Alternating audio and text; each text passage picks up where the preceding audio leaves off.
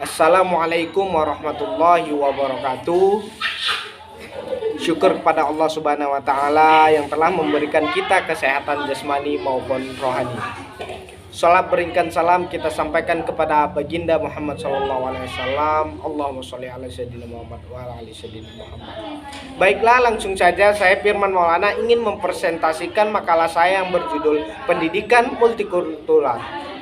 Yang pertama ialah A. Pengertian pendidikan multikultural. Menurut Hilda Hernandez dalam Mahfud, mengartikan pendidikan multikultural sebagai pengakuan terhadap realitas ekonomi, sosial, dan politik yang ada dalam kehidupan masyarakat secara kultur dan kompleks, serta merefleksikan pentingnya budaya, agama, ras, gender, status sosial, ekonomi, dan pengecualian dalam proses pendidikan.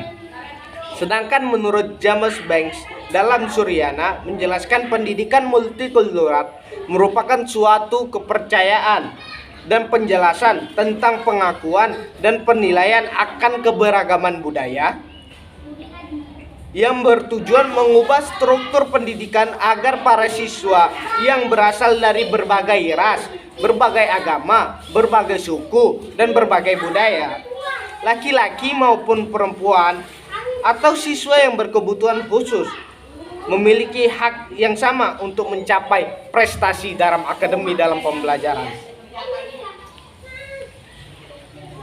Terdapat beberapa teori yang digunakan untuk menjelaskan pendidikan multikultural. Beberapa tokoh perintis teori multikultural berikut ini gagasannya dari teori tersebut. Yang pertama ialah Jean Piaget. Tentunya teman-teman siapa tahu Jean Piaget? Piaget menjelaskan bahwa setiap individu tidak hanya memiliki kemampuan dan pengetahuan, namun harus memiliki rasa empati untuk mencegah prasangka dan sikap yang tidak baik. Empati merupakan sikap peduli kepada dirinya dan orang lain. Yang kedua, B. Amos A. Banks. Banks disebut sebagai perintis pendidikan multikultural. Menurutnya, hal yang terpenting pendidikan bukanlah tentang mengajarkan apa yang dipikirkan, namun mengajarkan bagaimana cara berpikir.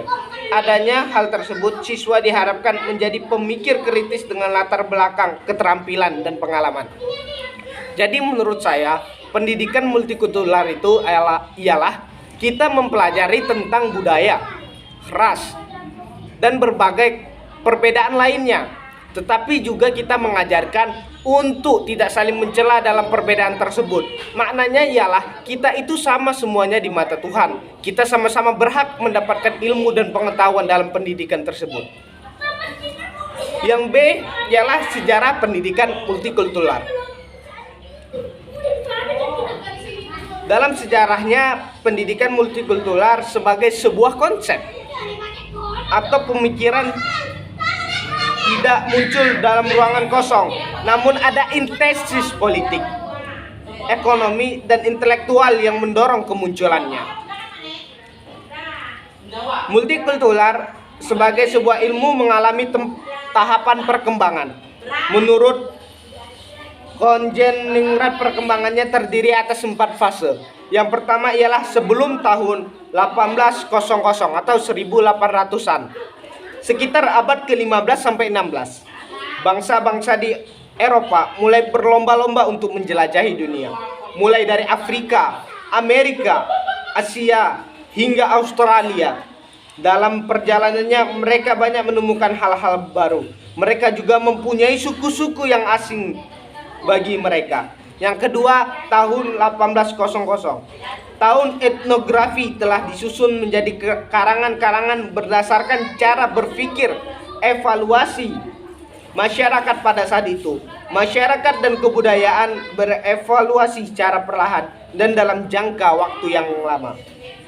Kemudian tahun abad ke-20, Eropa mulai membangun koloni di Asia, Amerika, dan Afrika.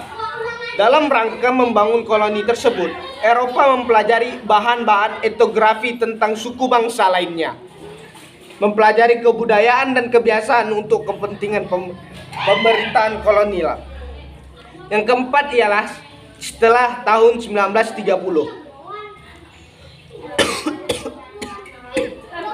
Pada saat ini, multikultural sangat berkembang dengan cepat. Perkembangan suku bangsa asli mulai hilang dan menerapkan kebudayaan dari Eropa. Ketika komposisi etnik Amerika kian beragam disertai budayanya, maka teori kemudian dikritik dan muncul teori baru dengan nama salad bowl, sebagaimana sebuah teori alternatif yang dipopulerkan oleh Cullen.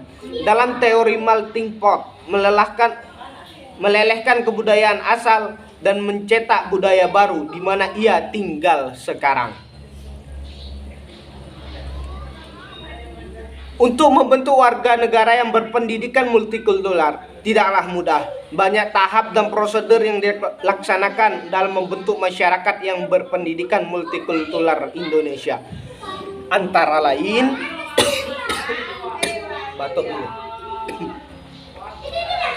Menyiapkan materi atau kurikulum pelajaran yang mengagungkan perbedaan budaya. Menyiapkan kurikulum yang mempelajari tentang budaya suku lain, mulai dari tradisional, sastra, hasil kerajinan suku lain di Indonesia. Menyiapkan kurikulum yang tidak diskriminasi dengan menjunjung tinggi HAM. Pemerataan pendidikan multikultural bagi seluruh lapisan tanpa melihat status sosialnya, dan banyak lagi. Kemudian yang C, multikultural dan persebarannya. Penelitian tentang pendidikan multikultural sebenarnya terus berkembang, apalagi perhatian tentang pengembangan pendidikan multikultural semakin menemukan momentumnya ketika prasarjana baik dari barat maupun timur atau dari Indonesia terus mengkaji. Hasil penelitian Ahmad Habib yang mengambil tema konflik kuretik di pedesaan, pasang surut hubungan Cina-Jawa menggunakan konstruksi sosial sebagai perspektif teori. Temuan Habib menyebutkan bahwa munculnya konflik antar etnis dikarenakan posisi sosial yang berbeda.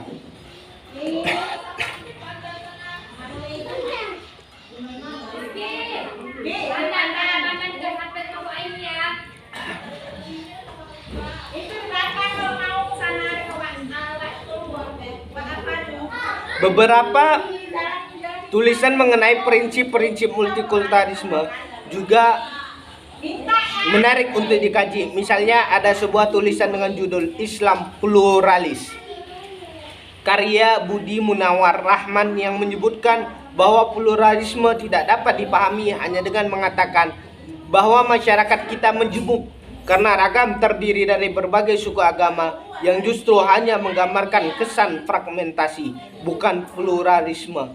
Pluralisme juga tidak boleh dipahami sekedar sebagai kebaikan negatif, hanya ditilik dari kegunaannya untuk menyingkirkan fanatisme kelompok. Pluralitas dapat dalam kajian di atas membuahkan konsekuensi yang signifikatif. Dengan multikultural, bahwa keduanya harus dipahami dalam konteks pertalian sejati kebinekaan dalam ikatan-ikatan keadaban. Bahkan pluralis dan multakaris merupakan keharusan bagi keselamatan umat manusia, antara lain melalui mekanisme pengawasan dan pengembangan yang dihasilkannya.